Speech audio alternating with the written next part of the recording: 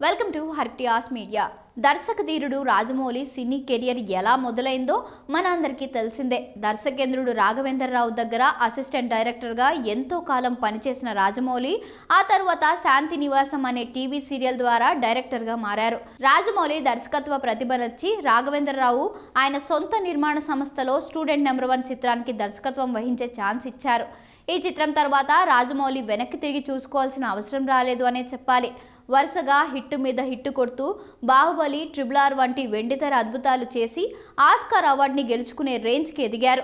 ఇదంతా పక్కన పెడితే రాజమౌళి సినిమా షూటింగ్ ప్రారంభమై బడ్జెట్ లేక మధ్యలో ఒక సినిమా ఆగిపోయింది అంటే ఎవరైనా నమ్ముతారా? కానీ నమ్మి తీరాలి, ఎందుకంటే అది నిజం కాబట్టి. అప్పట్లో రాఘవేంద్రరావు తన కొడుకు ప్రకాష్ని నీతో అనే చిత్రం ద్వారా టాలీవుడ్లోకి లాంచ్ చేశారు.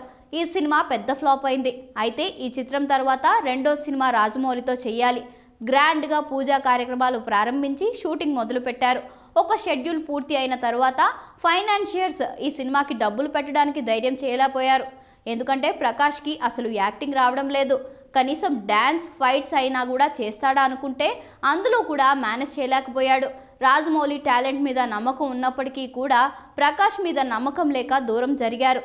అలా 100% సక్సెస్ రేటు ఉన్న రాజమౌళి కెరియర్లో ఒక సినిమా షూటింగ్ని ప్రారంభించుకుని మధ్యలోనే ఆగిపోయిన సందర్భం ఉంది అన్నమాట.